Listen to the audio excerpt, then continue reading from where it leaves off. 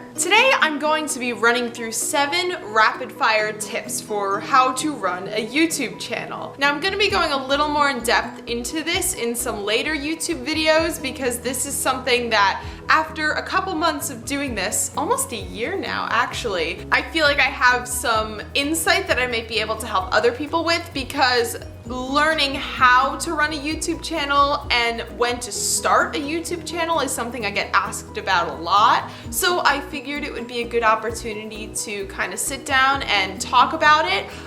So I'll be doing a couple different, I guess, quote unquote episodes about this on how to YouTube. But today I'm just going to be doing 7 quick tips on how to make your YouTube channel look more professional and on how to make it stand out if you already have one. So this isn't a how to start a YouTube channel. This is just sort of, if you have a YouTube channel, here's some tips you might want to think about. Tip number 1 is to make sure that you have a schedule set for when you upload. Consistency is key, and when you have a strict upload schedule, it gives people something to look forward to. It gives people a reassurance that there's going to be a video coming out. If you don't have a video coming out on your upload day, make sure you're updating your social media saying, hey guys, I know I was supposed to upload today, but I was sick or I was on vacation. People are understanding as long as you are addressing the fact that you made a quote-unquote promise to your audience, and now you're going to either upload 2 videos the next week or you're just gonna stick to your regular upload schedule after that.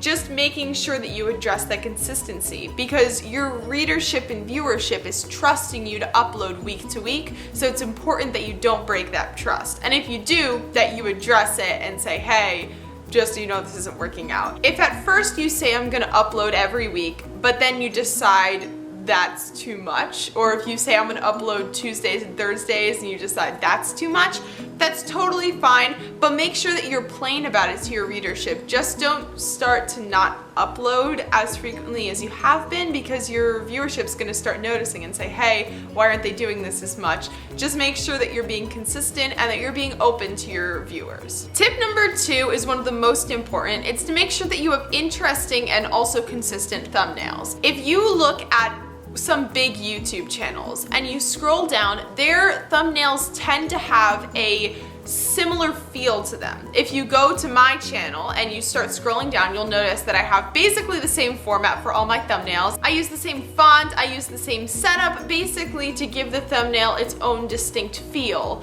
so that when you scroll down, there's a consistency between the different thumbnails and it doesn't look super disjointed. That makes it easier for readers to associate a certain style of thumbnail with your videos. That way, if they're scrolling through their feed and they see bookshelves with white lettering and red outline in a cursive-esque font, they're gonna say, oh, that's JL Willow's video. And I mean, it's up to them if they want to watch that video, but just getting that associated in their head for when they're scrolling through and they associate that style of thumbnail with your videos, that's a great way to start creating that consistency and that familiarity with your content. Tip number 3 is more difficult, and it's especially more difficult when you start out on YouTube, and it's to not do what everyone else is doing. Especially in AuthorTube, I feel like a lot of us fall into the trap where we're starting to create the same content over and over again. Like, I think I have a creative idea for a video, and then I go online and I'm like, wow, there's like 7 or 8 people that already did that video idea. Now, the good thing about AuthorTube is if we're doing a video on what we learned from our first novel, everyone's gonna have different things to talk about.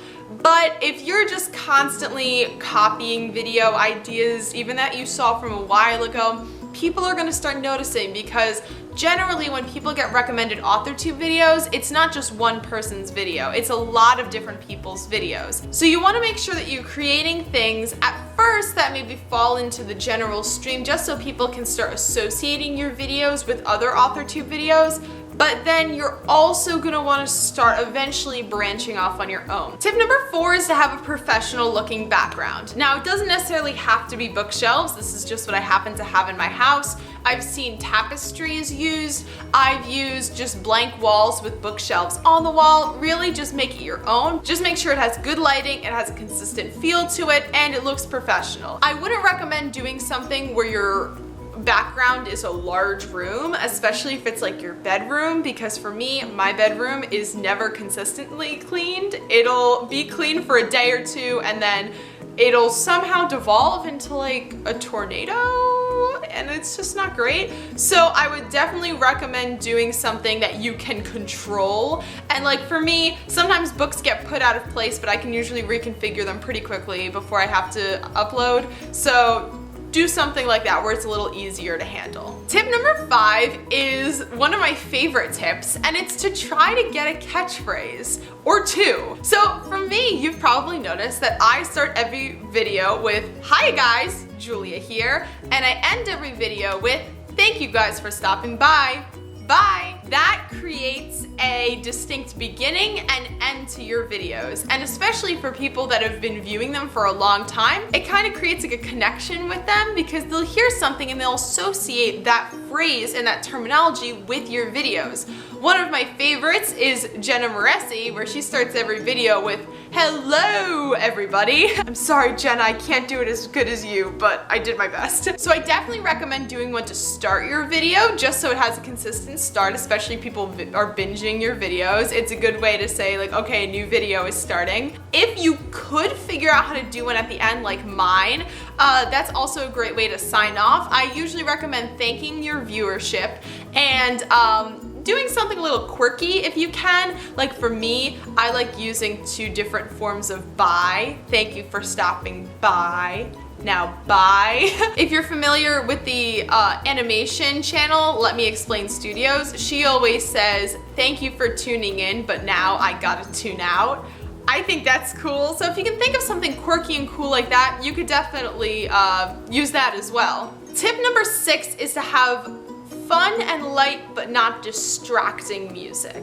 One of my biggest complaints when I'm watching a YouTube video is if their music is too loud or there's no music at all. You want to have music underneath your video, hopefully consistent music if you find one that goes with most of your content. Like I always use the same iMovie soundtrack, but you don't want it to be distracting and you don't want it to be silent with just your voice, because I don't want this to sound mean, but I mean definitely for my videos when I'm editing it and it's just my voice, I gotta be honest, sometimes I get bored with myself. Adding that second level of music, it not only adds a certain tone to what you're saying, like for me, I'm looking for bright, energy, happy, those are the sort of vibes that I want my videos to give, but it also just makes it more interesting to listen to for the viewer. Try to find something that fits your content, but it's not distracting. I definitely recommend having some sort of soundtrack underneath because it's really hard when there's absolutely nothing. Some people prefer that,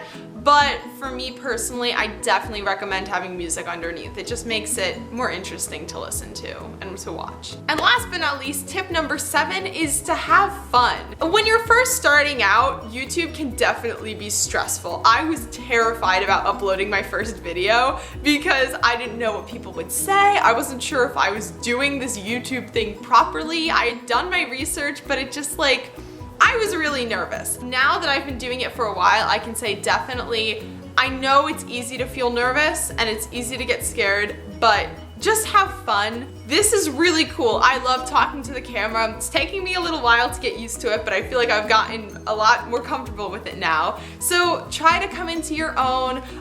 Make sure that you're staying true to your personality because that'll really show when you're on camera, and I'm sure that you will do a great job. So that's all I have for you guys today. If you guys have any tips on how to create good YouTube content, definitely leave that in the comments below. Whether you're a YouTube veteran or you're just starting out, we all have something to learn from each other. Thank you guys for stopping by. Bye!